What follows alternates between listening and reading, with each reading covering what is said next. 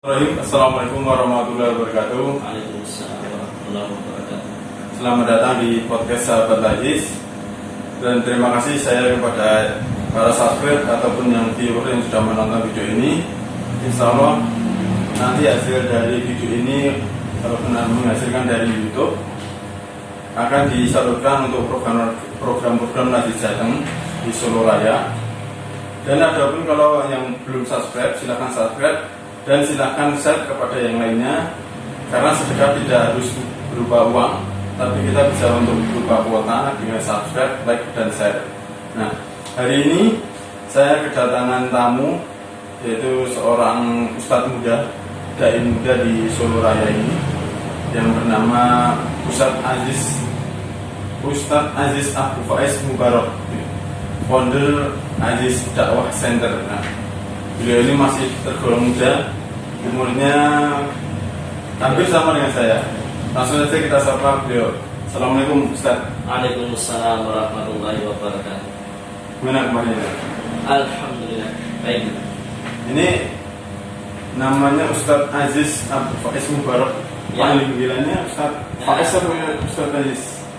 Boleh dipanggil Ustaz Aziz, boleh dipanggil Abu Faiz, Abu Faiz. atau biasanya kalau teman-teman juga pada manggil Uziz gitu ya, singkatan dari Ustaz Aziz. Kalau enaknya Ustadz Aziz? Ya, boleh, terserah. Kalau Ustadz Aziz sendiri kan jadi Ustadz ini kan masih muda ya. Dulu itu impiannya emang menjadi Ustadz atau tiba-tiba ingin menjadi Ustadz? Dulu awalnya mungkin bisa dibilang tidak ada cita-cita atau bahkan tidak kebayang bisa menjadi seorang ustadz, karena basic dari keluarga sendiri juga bukan keluarga dari ustadz, atau bukan keluarga kiai, atau juga bukan keluarga santri. Bahkan mungkin dalam satu keluarga itu yang saat ini menjadi seperti saya, itu ya mungkin baru saya. Yang lain dengan profesinya masing-masing. Jadi tidak ada kepikiran ke sana, tidak ada cita-cita ke sana. Cuman ketika mengikuti organisasi, kemudian aktif di komunitas-komunitas, kemudian beberapa kali diminta menjadi pemateri, terus beberapa kali juga diminta untuk mengisi pengajian di kampung. Ternyata hasilnya malah banyak permintaan untuk mengisi di luar sana. Semakin melebar. Iya, akhirnya dengan itulah dari awalnya nggak kepikiran, nggak cita-cita, tapi kemudian mengalir makin kesini makin dakwahnya melebar. Ya itu alhamdulillah. Kalau Ustadz ini kan menjadi founder Aziz Dakwah Center. Kalau Aziz Dakwah Center itu apa sih? Jadi Aziz Dakwah Center itu karena dakwahnya makin melebar, akhirnya kemudian saya berpikir untuk membuat Aziz Dakwah Center sebagai apa ya istilahnya, supaya kegiatan yang saya lakukan lebih meluas, termasuk diantaranya merambah ke bidang sosial. Karena waktu lahan dakwahnya makin luas, kemudian makin banyak orang, makin banyak jamaah yang kenal. Kemudian waktu itu iseng-iseng bikin program. Nah, iseng-iseng bikin program, ternyata gayung bersambut dari jamaah antusias untuk membantu.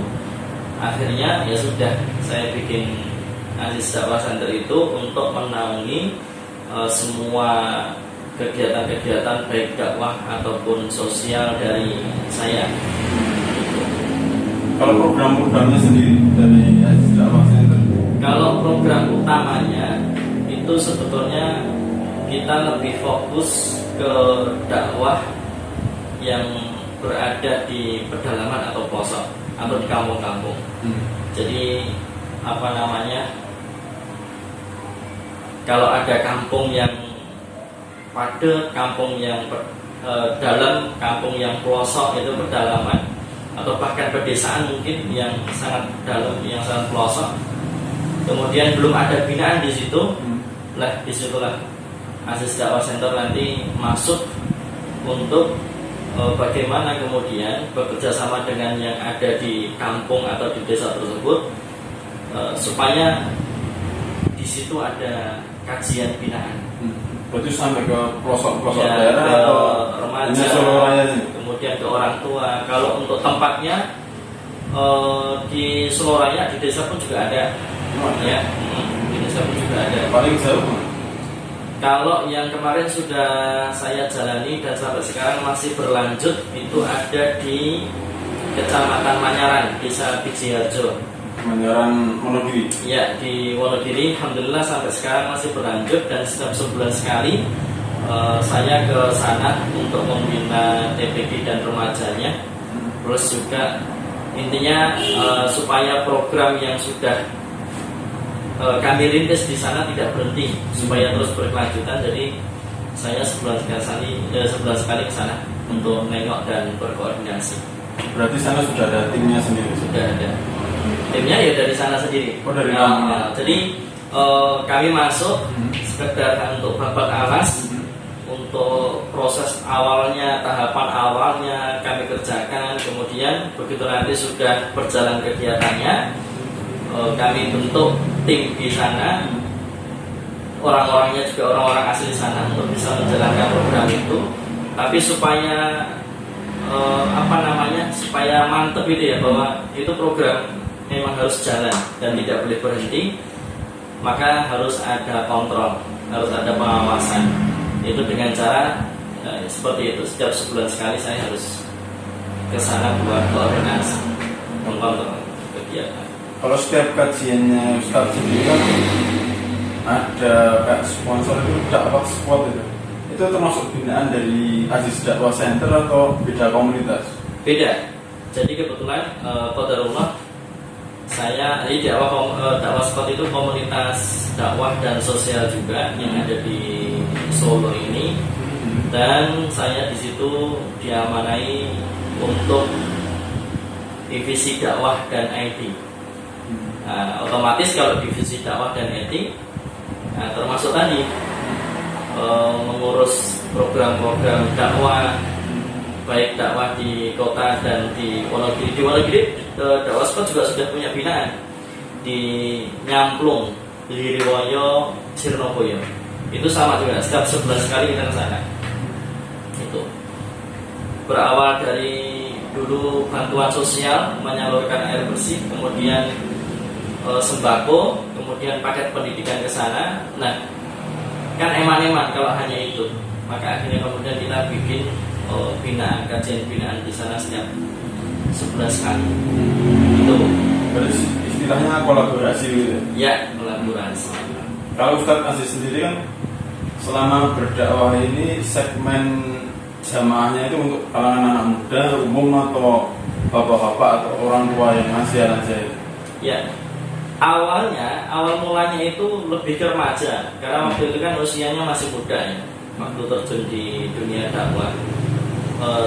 Dari sekolah, kemudian setelah lulus sekolah, karena usianya masih muda itu minder kalau dakwah ke orang tua. Akhirnya malah lebih fokusnya ke dakwah remaja. Jadi ya tadi belusuan, kira-kira yang banyak remajanya mana, tapi kok belum ada binaannya. Dan disitulah kemudian saya bisa membantu untuk ada binaan di situ, terutamanya remaja dan TPA.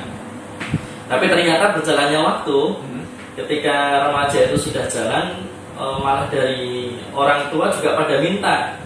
Nah, ketika orang tua minta, kemudian saya nyoba ngisi di situ. Alhamdulillah, malah mereka seneng gitu, dan akhirnya kadang juga mereka merekomendasikan teman-temannya untuk ini Ustadz bisa ngisi kajian remaja dan juga orang tua. Akhirnya ya dari situlah akhirnya kemudian mengisi di berbagai tempat, dan juga khutbah Jumatnya, dan remaja kemudian kajian orang tuanya. Berarti dulu Ustadz belusukan itu maksudnya ke kampung-kampung itu mencari atau karena ada cerita di sana loh belum ada kajian itu? Ya dua-duanya. Betul. Jadi memang awalnya dari teman. Dari teman, Ustadz di sana ada banyak pemuda. Kemudian tetapi belum ada binaannya, belum ada kajiannya. Nah, disitulah kemudian biasanya saya langsung tanting gitu ya dalam bahasa Jawanya. Yuk kita garap di sana. Bagaimana caranya Ustaz? Yuk kenalkan saya kepada mungkin tokoh masyarakat di situ, kenalkan saya dengan teman-teman di masjid. Nanti kita akan berdiskusi bagaimana caranya supaya di situ ada binaan. Begitu. Biasanya dari teman-teman dulu, baru kemudian nanti saya follow up untuk bisa ditemukan dengan beberapa tokoh di situ, termasuk diantaranya takmir masjid, dan kemudian kita berdiskusi bagaimana supaya di situ ada binaan. Jadi istilahnya tetap kulon nuwun. Iya harus. Makanya nanti pelaksana di lapangan ya orang-orang yang ada di dalam situ. Saya hanya datang mungkin memberikan tausiah atau datang mungkin ikut berdiskusi atau ikut rapat gitu. Hanya sekedar itu. Tapi semua pelaksanaannya orang yang ada di masyarakat yang ada di sekitar. Berarti menjadi penghubung antara istilahnya dari timnya Ustadz sendiri sama timnya yang kampung. Iya, gitu. Jadi biasanya untuk saya itu hanya menyiapkan asatid atau menyiapkan ustadz-ustadz yang nanti akan mengisi di situ. Bukan hanya saya, tapi beberapa orang nanti yang insya Allah siap dan sudah mumpuni untuk bisa menyampaikan materi, menyampaikan tausiah. Kemudian kalau misalkan ya, ada juga beberapa masjid itu yang karena mohon maaf infaknya kecil ini kan, akhirnya memang Ustaz kita hanya bisa siap tempat. Akhirnya kemudian ya saya sampaikan kepada beliau, saya sampaikan kepada mereka semuanya. Insya Allah bahkan nanti untuk snack-snacknya pun kita akan supply insya Allah. Nanti saya sampaikan ke jamaah, siapa tahu nanti dari jamaah ada yang siap untuk membantu mungkin konsumsinya atau mungkin pengadaan modul makalah atau kitabnya untuk kajian di situ dan sebagainya. Dan itu yang memang sudah kami lakukan. Jadi memang niatnya lillah dakwah untuk bahkan kita yang siap untuk membantu semuanya. Terus kapan sih Ustadz sendiri fokus ke dunia dakwah ini? Kalau fokus ke dunia dakwah itu pada saat mulai awalnya diminta buat ngisi dan ternyata malah makin bertambah jadwal ngisinya. Dari situlah kemudian saya apa memang takdir saya di sini. Dengan itulah kemudian ya sudah Bismillah, saya mulai fokus di situ, fokus ilmunya, kemudian fokus keterampilan atau skill komunikasinya. Karena kalau ngisi di pedesaan, kemudian ngisi di mana kampung-kampung yang pelosok pedalaman itu kan harus mereka lebih senang kalau kita menyampaikan materi itu dengan ada bahasa Jawanya. Itu kan kita harus belajar tuh, apalagi anak-anak sekarang yang kadang Jawa hilang Jawanya ini kan ya. Itu yang Masya Allah akhirnya saya fokus ke sana, termasuk tadi ilmu dan skill komunikasinya. Begitu. Terus kalau mau pas waktu dakwah itu yang akan menjadi dakwah yang sudah terkenal saat ini atau yang akan dulu waktu dakwah di kampung-kampung? Sampai sekarang masih kok dakwah di kampung dan rasanya dalam diri saya pribadi saya itu lebih mengena, lebih senang gitu, lebih suka ketika ngisi di pelosok-pelosok kampung dan pedesaan. Karena Masya Allah betul-betul mereka mulai dari nol. Bahkan di Wonogiri, di Pijaharjo itu sholat aja nggak bisa. Kenapa masjidnya, kenapa musolanya sepi? Bukan karena mereka malas ke masjid, bukan karena mereka malas ke musola, karena mereka nggak bisa sholat. Akhirnya yang kami lakukan adalah ngajari sholat, mulai dari nol, ngajari wudhu, ngajari sholat. Gitu. Dan kemudian masya Allah sampai sekarang ada ya apa namanya TPA-nya, remajanya, kemudian kajiannya. Ngaji hari itu yang orang tua atau remaja? Yang orang tuanya. Yang orang tua. Yang mbak itu. Orang tua. Ternyata banyak yang juga belum bisa sholat. Jadi rasa-rasanya saya lebih senang kalau ngisi di pelosok di pedalaman karena masya Allah mereka semangat ngajinya sebetulnya luar biasa, besar, antusiasnya besar. Dibandingkan tabligh akbar gitu. Kalau tabligh akbar ini kan yang datang memang orang-orang yang kebanyakan sudah soleh, sudah paham. Sudah paham. Artinya ya ketika diadakan kajian akbar dimanapun sebetulnya ya yang hadir orangnya ya cuma itu.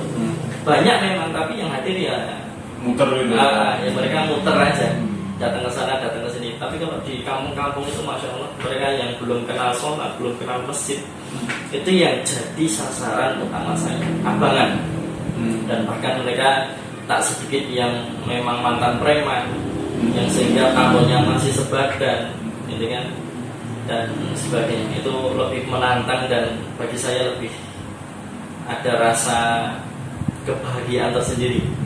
Sampai ketemu dengan orang seperti itu. Iya. Yang terbaru ini kan kita binaan di Gilingan. Gilingan Solo. Nah, dakwah ini binaan baru insya Allah kemarin hari Sabtu kajian pertama kalinya, kemudian di besok hari Sabtu kajian kedua, rutin setiap hari Sabtu di sana. Nah, kita tahu orang-orang kalau kita tanya Gilingan itu seperti apa ya mereka akan menjawab sesuatu yang negatif lah pokoknya tentang Gilingan. Tapi disitulah saya malah makin merasa tertantang dan ingin semakin membuktikan bahwa Gilingan tidak seperti itu insya Allah. Akan bisa membaik. Banyak orang yang kemudian menanyakan apakah bisa dakwah di Gilingan. Apa ya bisa? Ya kita buktikan saja. Dan alhamdulillah Allah Subhanahu wa taala kasih kemudahan, ternyata di sana alhamdulillah kami bisa masuk dan bahkan dipersilahkan masuk. Ya, mungkin banyak orang yang belum menemukan caranya. Ya. Terus kalau PR terbesar ya selama ini Ustadz sendiri kan dakwah kemana-mana. Sebenarnya PR terbesar apa sih yang ada Solo Raya untuk di dunia perdakwaan sendiri? Kalau di dunia perdakwahan, jadi sebetulnya banyak kalau kita sebagai dai atau mungkin komunitas dakwah terkadang ada tidak imbang memang. Jadi banyak yang suka dakwah di perkotaan, banyak yang suka dakwahnya itu di masjid-masjid gede, gitu kan, di masjid-masjid besar, di masjid-masjid agung. Kemudian bahkan segmen dakwahnya itu ya menengah ke atas, gitu ya. Sedangkan mereka yang ada di kampung-kampung, pelosok pedalaman, mereka yang menengah ke bawah itu kadang kurang terpikirkan, yang sehingga kajian di masjid besar mana-mana itu ramai gitu. Tapi kemudian ternyata masih ada kampung-kampung yang belum ada kajian di situ. Nah itu yang kemudian perlu menjadi perhatian khususnya untuk saya sebagai seorang dai, sebagai seorang ustadz, bahwa harusnya lebih serius lagi, lebih semangat lagi untuk bisa garap dakwah di perkampungan, pelosok pedalaman atau di desa-desa seperti itu. Memang dakwah di pelosok, dakwah di pedalaman itu bukan kita mendapatkan apa, tapi kita mengeluarkan. Nah, mungkin itulah yang kemudian membuat orang jadi semakin tidak tertarik dakwah di pedalaman atau di pelosok. Ya, karena kita tidak mendapatkan, tapi kita mengeluarkan apa yang bisa kita berikan untuk mereka, untuk supaya kemudian di sana tetap ada bina. Tapi kalau di masjid-masjid besar, jadi kan memang seperti itulah. Ya, mungkin karena apa ya? Kayak kalau mungkin tertarik kayaknya ada beberapa, itu kan ada. Mungkin karena itu tadi, karena kurangnya kontinu dan mungkin karena tidak ada feedback dari sana kan mungkin bisa jadi permasalahan gitu. Ya bisa juga. Dan memang kalau ya ngisi di dakwah pelosok kampung desa itu ya susah terkenal, nggak akan ada yang liput, nggak viral dan macam-macam. Ya tapi tujuan dakwah kita lillahi ta'ala dan Kalau menjadi di kewajiban. Solo Raya sendiri sebenarnya stok para ustadz dan ustadzahnya ini sebenarnya udah banyak atau emang masih kurang? Di Solo itu sebetulnya sudah banyak, mahat di Solo banyak, kampus di Solo juga banyak. Kampus yang maksudnya spesifik ke pendidikan agama Islam, fakultas agama Islam itu sudah banyak di Solo ini. Ada bahkan kampus besar, ada UMS, jadi kan ada YIN, ada Mambaul Ulum, ada UNS gitu. Mahatnya ada Mahat Abu Bakar, banyak itu mahat-mahatnya. Artinya sebetulnya kita tidak kekurangan stok Ustaz. Tinggal hanya butuh tadi pemerataan, pemerataan ustadz-ustadznya. Kayak misalkan contoh di Gilingan juga. Di Gilingan kemarin saya baru menemukan guru ngajinya cuma 1 orang untuk membina ibu-ibu ngaji belajar alif bata di sana, baca Quran. Baru 1 orang gurunya. Akhirnya kemudian saya dapat informasi, ya sudah, saya minta untuk dipertemukan dengan ustadz itu.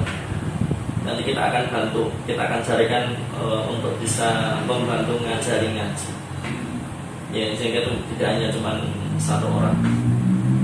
Gitu. Jadi perlu banyak ustadznya, banyak dai, banyak mubalik, tetapi perlu adanya pemetaan mana sekiranya yang merah, abangan, yang awam itu, kemudian mana yang sudah setel gitu, Masya Allah sudah terkondisi lah masyarakatnya. Nah, kemudian setelah pemetaan itu adanya pemerataan yang di kampung-kampung yang abangan tadi, kan? Nah itu masuklah sana Ustaz, supaya tidak hanya fokus di perkotaan, tidak hanya fokus di pusat kota, gitu, tapi juga bisa masuk ke kampung-kampung pelosok. Itu. Kalau ustadznya kan mungkin stoknya mungkin ada yang masih awam, ustadznya kan ada yang mentalnya masih, saya masih kayak regional apa kayak lingkup kampung gitu kan ada. Sebenarnya untuk menjadi yang kayak tadi di waktu pemetaan ya, ini ustadznya cocoknya yang ini, cocoknya yang ini. Kalau yang biar persiapan apa sih yang untuk bisa bisa terjun langsung ke lapangan. Kalau yang bisa kan perlu upgrade ya dari yang kampung ataupun yang skala kampus ataupun skala teman-teman sendiri. Sebenarnya persiapan apa sih yang perlu di roda ini biar bisa kita terjun langsung ke lapangan? Ke masuk kampung. Gitu. Persiapannya yang pertama adalah skill komunikasi yang jelas.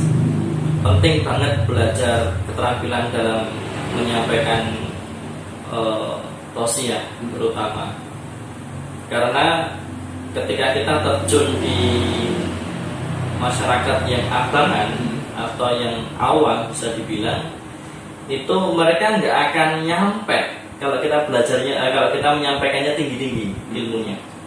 Bahasanya terlalu tinggi, mereka nggak akan bisa nangkep itu.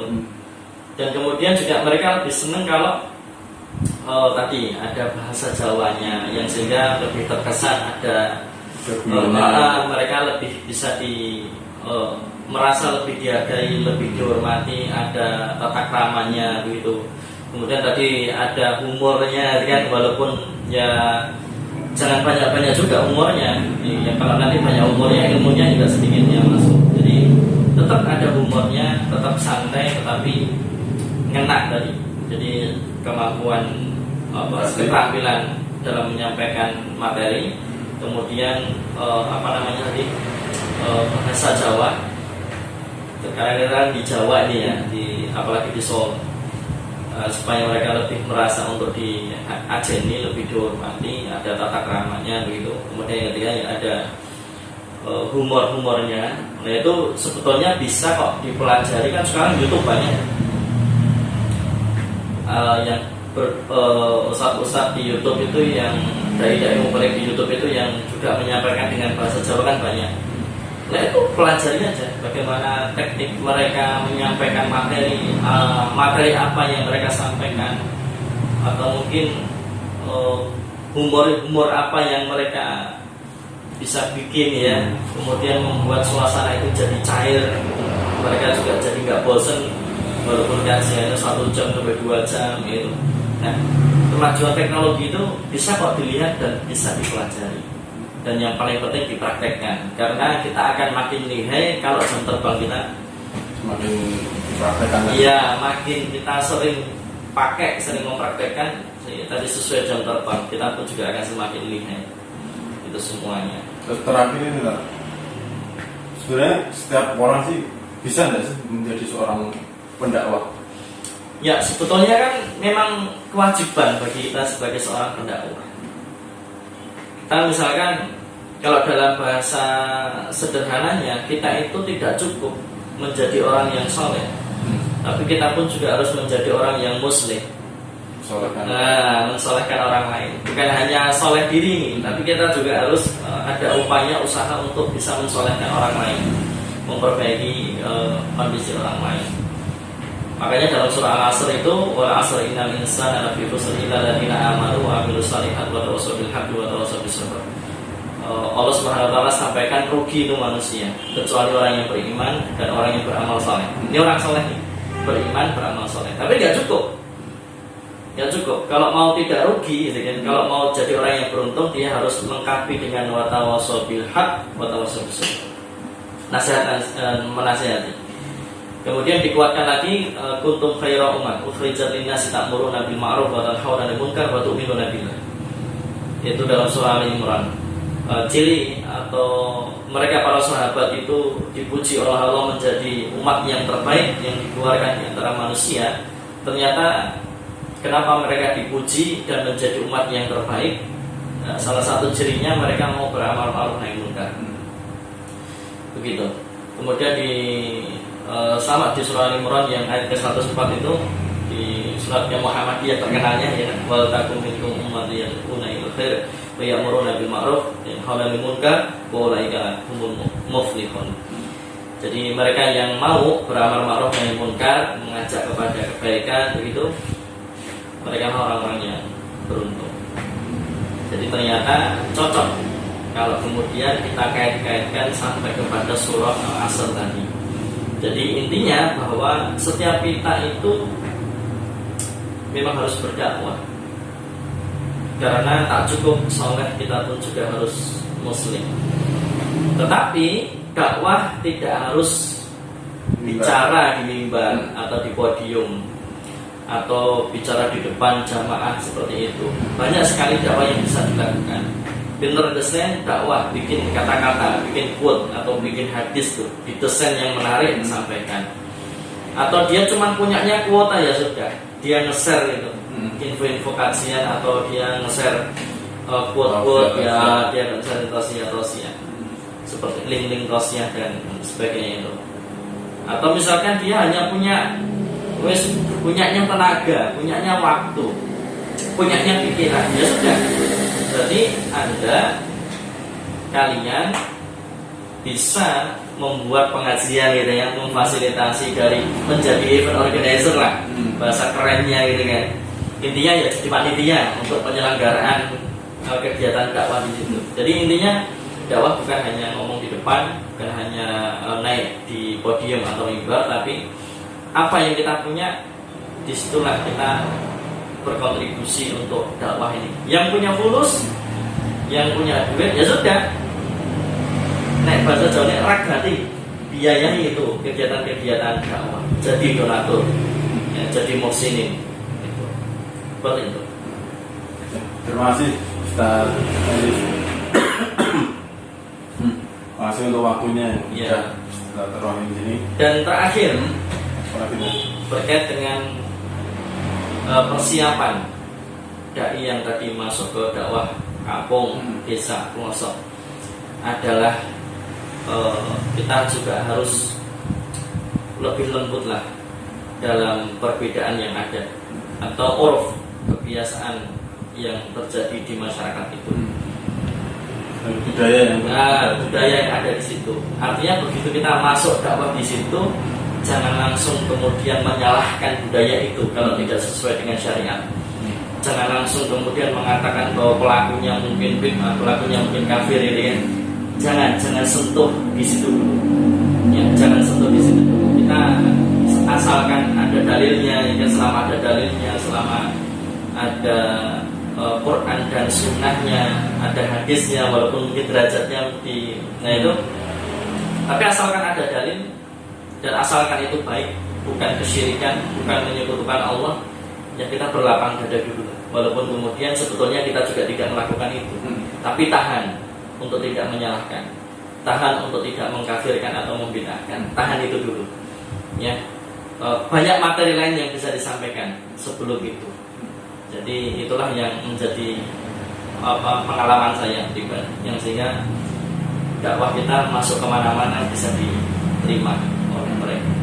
Ini kalau yang udah mas seringnya langsung membentur. Ya, karena kesemangatan gitu ya. Masya Allah. Mungkin itu, terima kasih Ustaz Aziz. Sama. Mungkin ada lagi yang mau disampaikan? Ya, cukup. Saya menyampaikan ini aja. Satu tutup dengan satu ayat di surah Muhammad. Ya ayyuhalladzina amanu in tansurullaha yansurkum wa yusabbit aqdamakum. Sesiapa yang menolong agama Allah, pasti kalau Allah akan tolong dia dan Allah akan meneguhkan kedudukannya. Itu aja. Terima kasih, dari kita sudah mendengarkan penjelasan ataupun sedikit cerita dari Ustaz Aziz, bahkan sampai dari mulai dia dakwah dari kampungnya itu melebar sampai ke kota Surabaya, bahkan ini sekarang menuju ke pelosok lagi untuk membantu daerah-daerah yang belum tersentuh oleh Islam, ataupun Islamnya sudah ada tapi beliau mendakwai agar mereka itu paham tentang Islam. Ya, sekali lagi saya terima kasih pada Ustaz Aziz Abu Faiz Mubarak yang sudah memberikan waktunya, dan terima kasih pada yang sudah menonton. Jangan lupa subscribe, like serta share-nya. Seperti kata Ustaz tadi, dakwah tidak harus menggunakan materi, dakwah bisa berupa apapun. Jangan mempersempit dakwah di atas mimbar, tapi dakwah bisa dengan kuota. Silakan share kepada yang teman-teman yang lain. Insya Allah nanti dari hasil YouTube ini akan digunakan untuk program Najis datang. Dan terima kasih dari saya. Wassalamualaikum warahmatullahi wabarakatuh. Waalaikumsalam warahmatullahi wabarakatuh.